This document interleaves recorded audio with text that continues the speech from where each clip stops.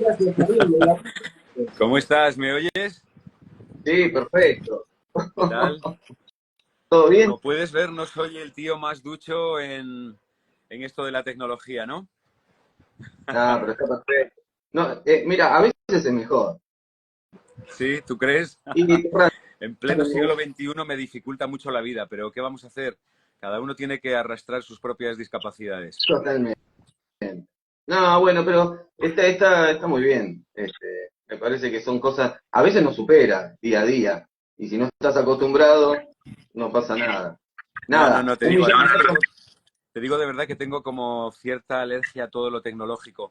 Es una cosa a tratar porque ya es, o sea, es como que lo más sencillo me genera ahí un cortocircuito. Pero bueno, tampoco vamos a darle más bola. No, Estamos aquí comunicándonos. bueno, nada, muchas gracias por poder charlar un rato con nosotros.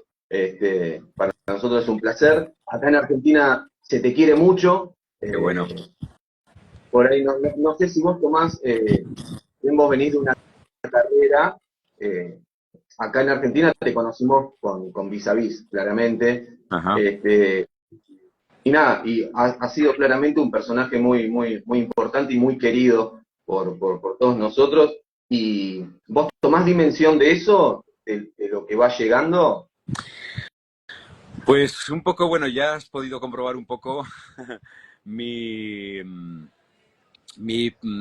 las peripecias que tengo ahí con la tecnología, ¿no? Pero bueno, a lo poco que alcanzo, sí, sí, me doy cuenta de que además he tenido la suerte de viajar a algún sitio como Colombia y ¿Mm? demás y he podido ver lo que ocurre pues, en otros países, pero bueno, no solo en Colombia, también en Italia. Afortunadamente, la ficción española se exporta a muchas partes y eso significa que mucha gente la ve. Entonces es bastante curioso las cosas que pasan. Y sí, sí, de alguna manera no tomo conciencia de eso porque no sé muy bien qué significa, pero lo que sí sé es que hay un montón de gente, pues por ejemplo en Argentina, en Brasil, en Colombia, en México, en Italia, en otros países que son muchísimo menos familiares, ¿no? O sea, países de Europa del Este, entonces es bastante curioso, pero sí, sí, esto sabía un poco qué ocurría. No igual con una, no de una manera, dices, ¿sabes lo que está ocurriendo en Argentina? Realmente no. Pero bueno, cuando fui a un festival en Colombia que se llama, bueno, me va a venir el nombre, ¿eh? Y entonces, realmente iba por Colombia y la gente me reconocía por vis a vis, ¿no? Entonces eso para mí fue muy sorprendente porque, claro, estás en otro país y de repente que alguien, no sé, le pueda resultar familiar por algo que te ha visto en una ficción, pues no deja de ser medio extraño, ¿no? Lo que pasa es que el latinoamericano generalmente es así muy pasional y hacerse muy fanático de cada personaje. Nosotros acá en la familia, a Tere la tenemos como la sátira. Nuestra de Isabel, Tere Ahora, de Jesús. te oigo con un poquito de dificultad. A ver cómo podría hacer esto. Espera un segundo. ¿Me vuelves a Ahí, repetir? Me decías, te pesca un poco que decías que el latinoamericano es como muy efusivo, ¿no? Muy en su claro. muestra de afecto. Somos de tomar a los personajes como propios y los queremos. Y, por ejemplo, Tere ha sido un personaje que al menos acá en el entorno familiar éramos por la que más sufríamos. Este, sí, y bueno, y Sole, y un montón así. Y la serie ha generado toda esa movida. Si bien acá, también lo que te quería preguntar era, ¿por qué crees que hay tanta ficción española girando por el mundo? Te puedo nombrar Vivir sin permiso, mismo Vis a Vis, La Casa de Papel, que también ha tenido la oportunidad de tener actores argentinos, como Vis a Vis también. De hecho, te digo, no sé si sabías que Ramiro, el gran Sandoval, es marplatense como yo. Nosotros somos de Mar del Plata. Pero ¿y cómo Este, no lo voy a saber, boludo? Eso no se puede ocultar, loco. Sí, sí, claro que lo sabía, por supuesto. Sí, sí. este, Y me preguntabas que por qué. No tengo la menor idea, no sé, supongo, quiero creer que porque algo de talento habrá detrás de toda esa industria cuando consigue exportar.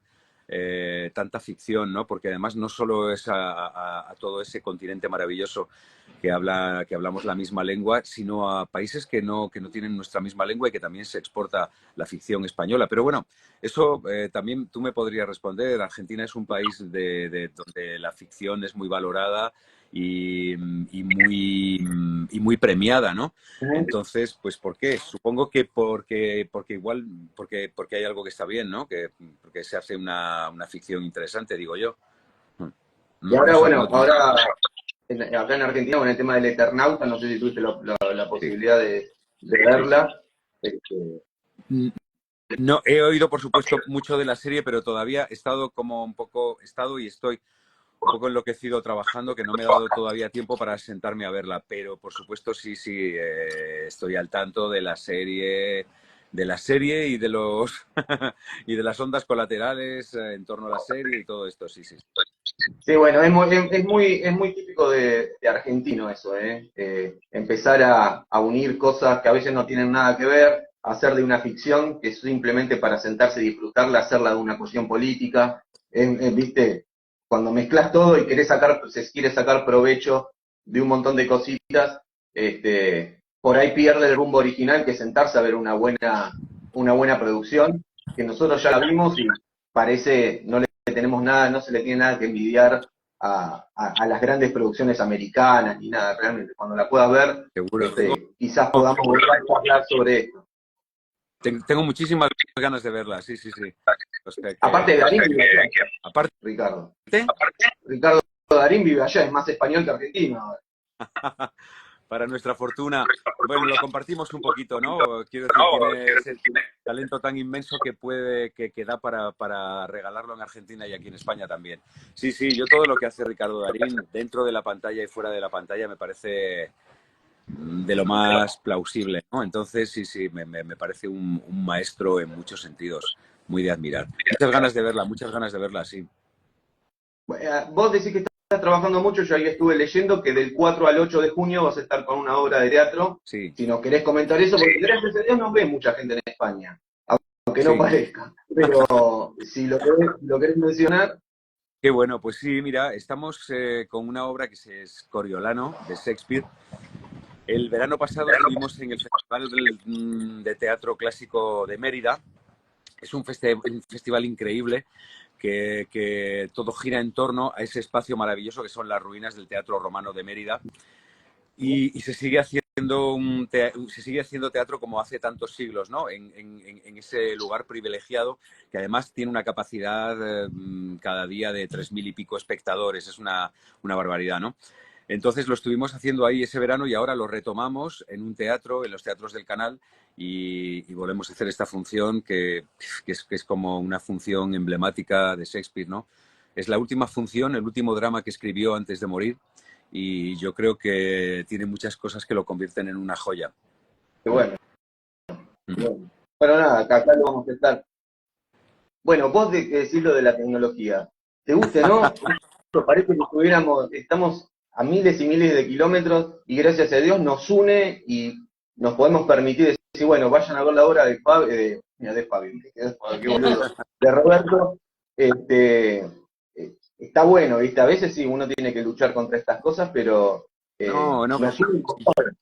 no, vamos, la tecnología, yo me aprovecho de ella, me felicito por ella. Lo único que pongo encima de la mesa es mi propia discapacidad para manejarla.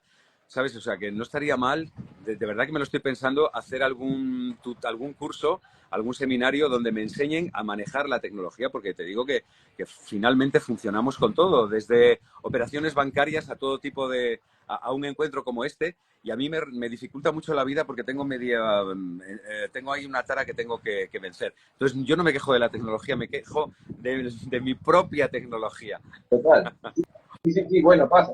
Y ahora, hoy solamente pensar perder el teléfono es Ya, la no, muerte. no. Sí, sí, absolutamente.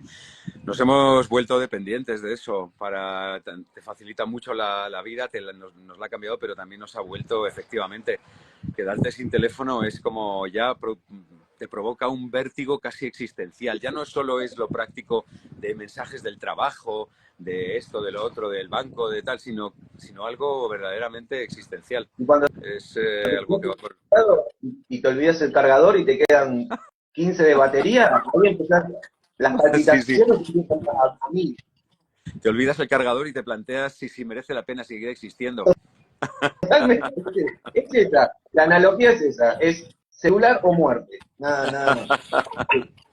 Está Este, bueno. vos en el mensaje que me contestaste por Instagram, apenas empezamos a hablar, viste que tenías como una admiración por el torrente cultural argentino. Mm. A lo largo de tu carrera, por ejemplo, nombramos a Ricardo, bueno, está Rodrigo de la Serna también, que hizo varias cosas, ahora también está por la algo más. ¿Qué conoces de, De Argentina. digamos, sí, fuera de lo lógico y de lo super conocido? Claro, Incluso la quiero posibilidad. decirte, aparte de lo que puede conocer cualquier espectador que disfruta de buen cine, buen teatro, buena televisión que solemos ver de allá cuando viene, ¿no? Pues aparte de eso, por supuesto que eso no me diferencia de ningún otro espectador. Luego he tenido pues la experiencia directa de trabajar con algunos actores argentinos, pues yo qué sé, desde Héctor Alterio, Ernesto Alterio, tu su hijo, también he trabajado. Hemos trabajado en televisión y en el teatro juntos, con Miguel Ángel Solá, con Cecilia Roth, con es que ahora me voy a quedar en blanco con la cantidad de actores argentinos con los que he trabajado y con Emilio Linder. Y luego también muchos maestros. Yo estudié en la Escuela de Arte Dramático y luego estudié con un norteamericano que se afincó en España llamado William Layton. Y luego seguí estudiando con Juan Carlos Corazza, que allá no es tan conocido como aquí en España, porque hace quizá 30 años que esté viviendo en Madrid, ¿no? Pero es un argentino, un profesor súper prestigioso y también he estudiado con él. He estudiado con Augusto Fernández, que teníamos también, que es otro maestro argentino, que sí que teníamos la suerte de que vivía a caballo entre Buenos Aires y Madrid. Y entonces estudié varios años con él. O sea, mucho conocimiento de maestros argentinos de la actuación, muchos compañeros con los que he trabajado. Se me olvidaba, por ejemplo, Enrique Gabriel, otro director argentino con el que he trabajado, no sé, está como muy imbricado y además aquí en nuestra industria siempre afortunadamente hay varios argentinos en un lado o en otro, entonces, no sé, es muy gustoso eso. Mm. Y qué gran acierto, ¿no? También cuando estás en esas coproducciones argentino-españolas, donde Sí, también a nosotros los argentinos nos da la posibilidad de conocer actores este, españoles, y bueno, y a ustedes les debe pasar lo mismo. Está súper bueno. Nosotros aprendimos a ver series españolas, realmente, me parece que yo la primera que vi, me parece que fue La Casa de Papel, y después, bueno, seguí porque me parecía, igual viste lo que pasa que cuando te encariñas o te gusta mucho un personaje de una serie, sí, por eso yo te empecé a ver Vis a Vis, por Alba. qué bueno. Entonces dijimos, bueno, y estaba Zulema, terrible hija de puta Zulema. Acá nadie nos escucha. Pues Qué sí, mala. sí, viste, sí, además, si el nexo fue Alba, que me parece precioso que fuera ese el nexo. Además, Alba en Vis a Vis para mí, porque los actores, bueno, Alba es una buena actriz y siempre hace buenos trabajos, pero hay veces que de repente los actores con un personaje lo consiguen llenar hasta el último recoveco y tocar todos los armónicos de ese personaje. Y yo creo que ella en Vis a Vis lo hizo, ¿sabes? Me parece que disfrutó, que algo dentro de su cabeza fluía con una libertad, con una imaginación que casi superaba, casi los guionistas iban detrás de lo que ella creaba como actriz, ¿no? Entonces es muy bonito que el nexo fuera ella, porque yo creo que además que te encontrarías con una sorpresa si empezaste viéndola por La Casa de Papel y luego llegaste a Vis a Vis, seguro que fue una sorpresa porque en Vis a Vis yo creo que hace algo guau, Muy muy interesante. antológico. Sí, Sí. total, total. y también lo que me pareció maravilloso de Vis a Vis, que todos los personajes son importantes, todos. Mm, Sea, sí, sí. no hay ninguno que esté por debajo, todos tienen su momento, a todos les toca su... Me pareció maravilloso esa movida. Y cuando vas encontrando el personaje de Ramiro, de Sandoval, Sí, sí, sí, es, sí, sí. es una locura. Sí, es absolutamente. Primero porque todos efectivamente es una cosa bastante coral. Puede haber algún personaje que es más protagonista porque es el que, bueno, pues el pilar de toda la historia. Pero sí, yo creo que está bastante repartida. Y luego yo creo porque Alex Pina tiene la virtud de crear historias y de crear personajes que no son maniqueos, no son de una pieza, ¿no? Como suele ser la vida real. Tú conoces al mayor hijo de puta, pero luego lo conoces personalmente y es un tipo simpático, es muy cariñoso con su familia, tiene sentido del humor, no sé qué, no sé cuál, y la vida está llena de contrastes.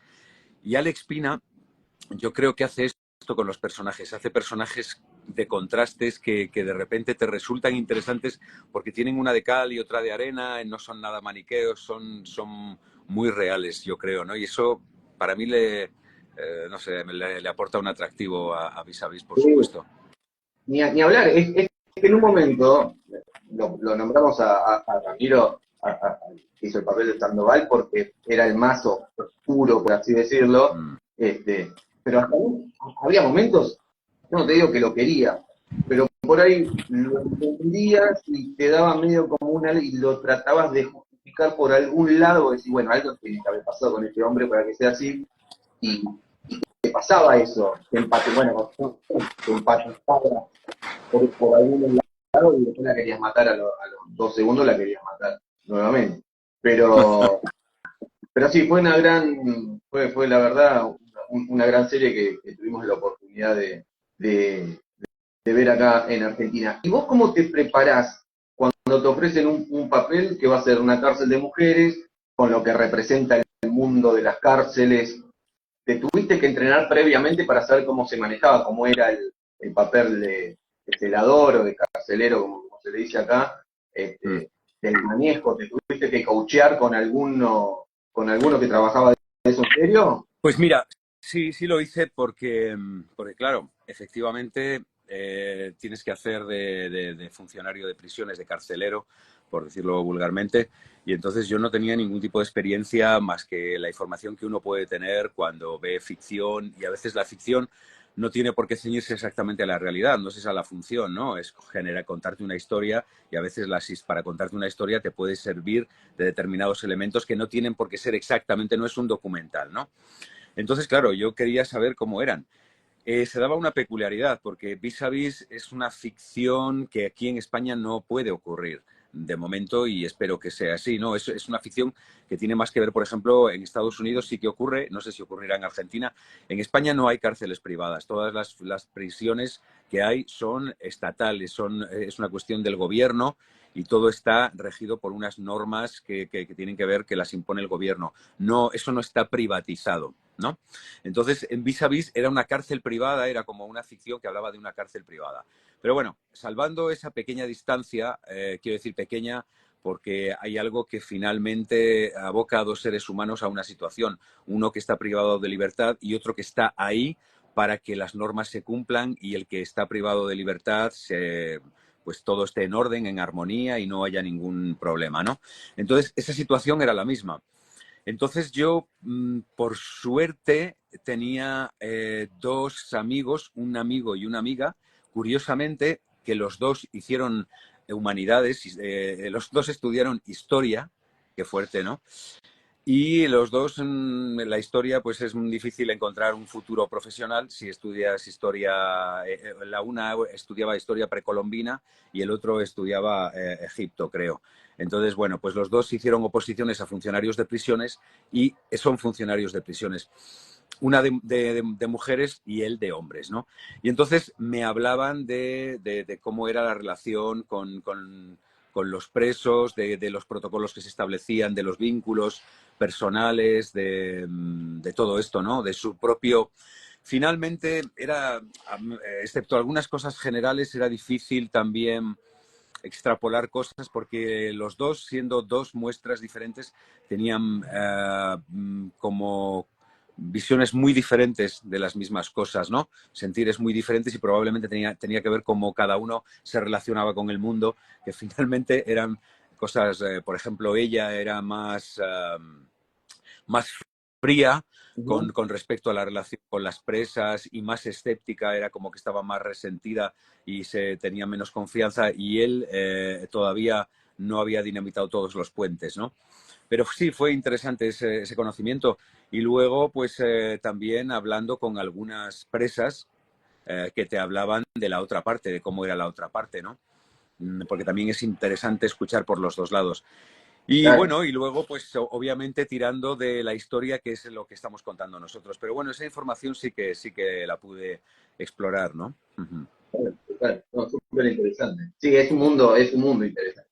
A mí como periodista me tocó ir a cárceles a hacer informes, todo eso, y es Sí, todo un mundillo este, sí. muy loco.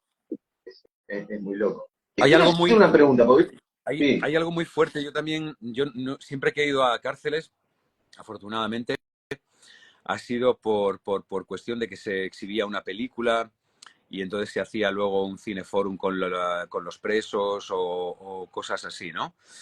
Entonces, pero hay algo muy, que cuando a veces alguien dice, joder, ¿cuánto le han caído? Tantos años, poco es para lo que se merece, tal. Verdaderamente hay algo muy impresionante en esto que se produce de estar encerrado, ¿no? Del sonido de las rejas, de estar vigilado, de estar compartiendo irremisiblemente con otros un espacio, de falta de intimidad, no sé, hay algo como a mí me parece muy poderoso eso. Y vivir en esa situación, creo que es vivir una situación bastante crítica, ¿eh? sí, sí, yo Es una obviedad. ¿Cómo? que cuando decimos que se le dio poco, me parece que un día representan 20, en realidad. Sí, sí, sí, Este, sí, sí. Sí, como que el se hace todo ambiente muy... no es nada tranquilizador, no, tú no entras, tú entras ahí de visitante y hay algo ya que sientes como un escalofrío por la espalda, las rejas que se abren, el control, otra reja, otra tal, no sé qué, ¿sabes? Es una... Hay algo como frío. Y eso que yo he ido a alguna cárcel que intentando paliar esta cosa estaba pintada de colorines, ¿no? Tenían las paredes pintadas de colorines, que a veces parecía más una guardería que una prisión, pero finalmente no lo era, porque las rejas eran las rejas, las puertas eran las puertas y todo era así, ¿no? Entonces, sí, es una situación crítica, yo creo, ¿no? Sí, En un sí, ser sí, humano. sí, comparto. Sí, yo cuando entré, acá en la cárcel, la verdad se llama la cárcel de Batán, el penal de Batán, cuando se cerró la puerta atrás mío, una puerta gigante de chapa, y el director de la cárcel me mira y me dice, acá se acabó la libertad. Como diciendo, a partir del paso que diste, ya está, no tenés más libertad. Y yo sabía que en media hora me iba, porque tenía que hacer un trabajo y me iba. Y se me puso la piel de gallina realmente, porque es fuerte, Sí, sí, ese sí, sí. momento es fuerte. Sí, sí. Así que bueno, esto es una pregunta, porque viste que nosotros decimos que, no, ya para ir, viste que nosotros tenemos que querer mucho a los personajes de las series que vemos. En la cuarta temporada, me parece, ¿por qué estás tan delgado? Que nos preocupó. En la cuarta temporada, ¿por qué estoy? Tan flaco, tan delgado, que la vas a visitar a Macarena. Ah, en la tercera temporada, ¿no? Yo con mi mujer dijimos, este hombre está enfermo. Algo le pasa. No, pues curiosamente no sé por qué, no sé qué estaba, sí que sé que por aquel entonces yo estaba rodando otra cosa, no me acuerdo qué, y entonces yo tenía el look de aquello otro que estaba haciendo. El look que llevaba en Fabio era pelo más corto, como lo puedo llevar un poco más ahora, Como con estás la ahora. barba. ¿Cómo? Más o menos como estás ahora, era Fabio. Sí, sí, lo único que ahora voy afeitado y ahí llevo barba de unos cuantos días, ¿no?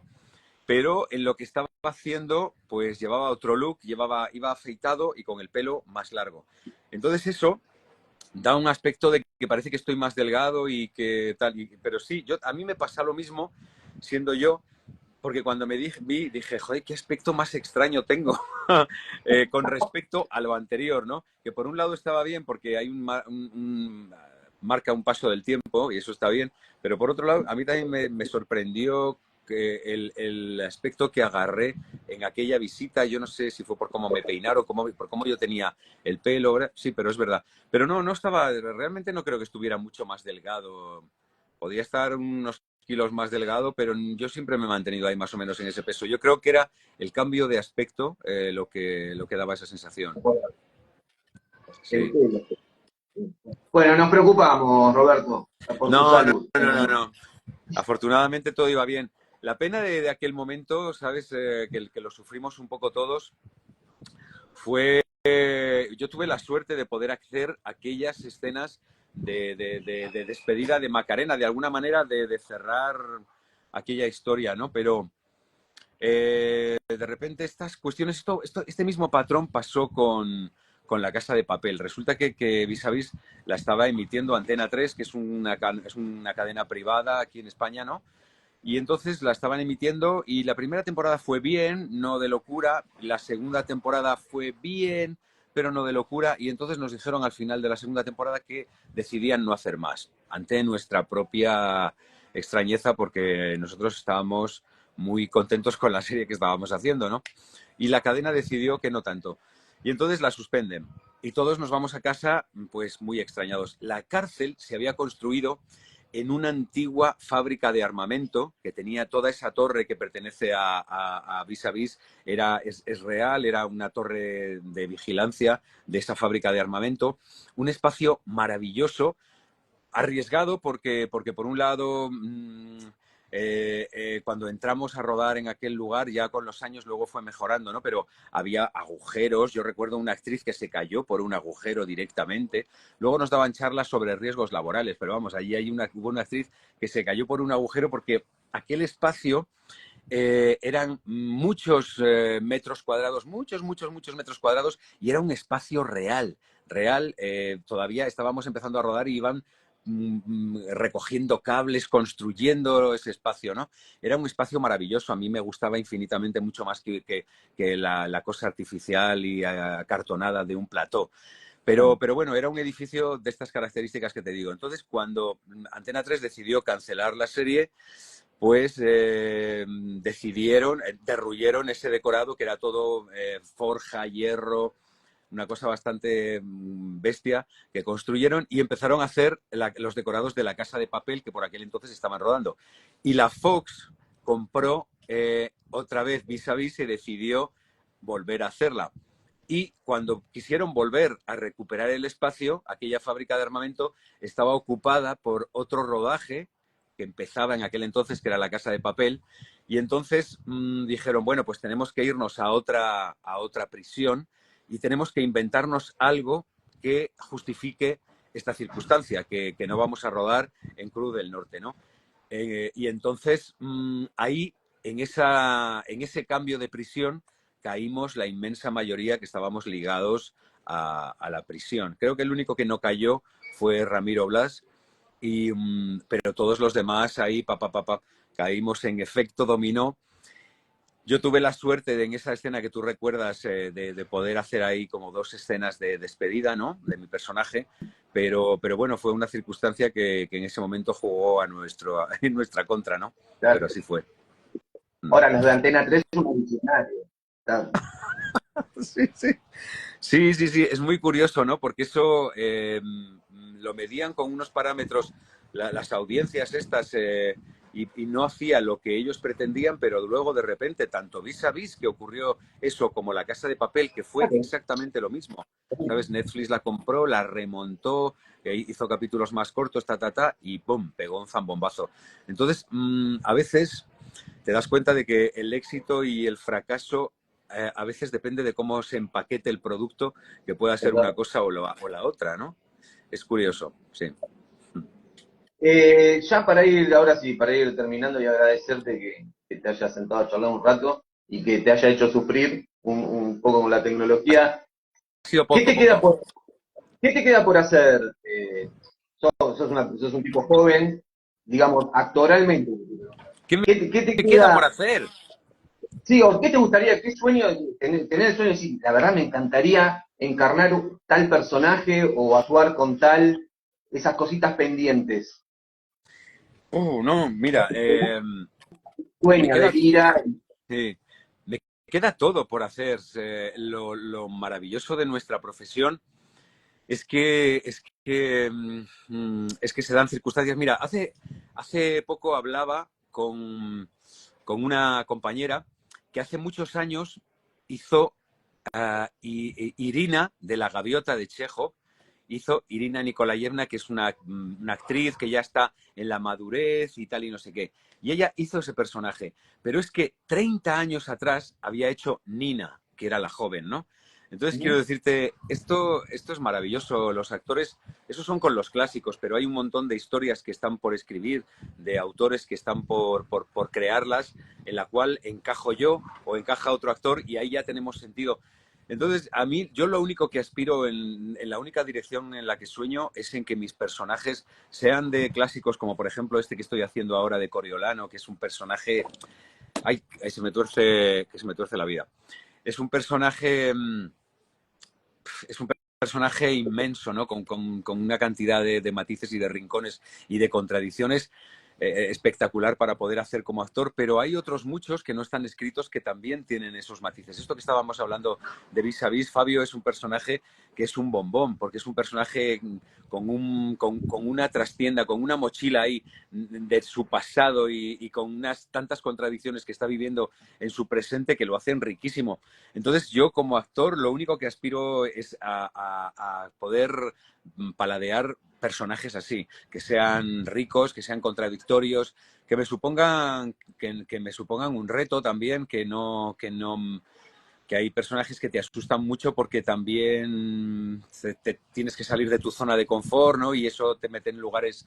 Entonces, eso es lo que me apasiona de mi profesión y no sé, y en ese sentido es en el que pienso, en el que sueño. Luego ahí encajan muchísimos personajes. Claro, claro, total. Mm. Sí, eso es apasionante.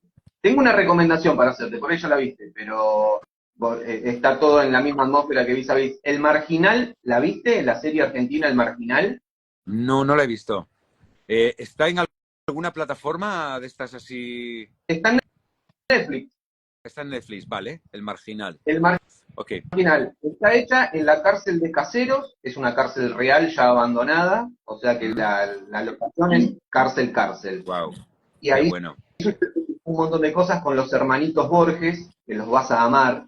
Mm. Este, Mario Borges y Diosito, que es el hermano menor, y después pasan un montón de cosas, viene la crudeza de una cárcel, es la copia lo más fiel posible a lo que realmente pasa en las cárceles argentinas, Mm. este, en esas cárceles complicadas. Yo Mira, creo que te mira va a vos, gustar. mira que te digo una cosa, que cuando hacíamos vis a vis había mucha gente, muchos espectadores que decían que no podían ver la serie porque les resultaba muy fuerte, muy violenta, muy dura y tal, ¿no? Y luego, presas, cuando hablabas con presas, decían que eso era Walt Disney comparado con lo que verdaderamente se puede vivir en una prisión. Entonces, que a veces esta sensación de que retrata la dureza, ojalá que sí, ¿no? Pero que a veces la realidad suele ser casi siempre más dura, más árida, ¿no? Sí. No sé cómo será esta serie, obviamente no puedo hablar nada, ¿no? Tengo ganas de verla. El Sí, tremendo. marginal es picante, Ah, ok. es picante. Te vas a reír mucho porque tiene esas situaciones con estos dos hermanos.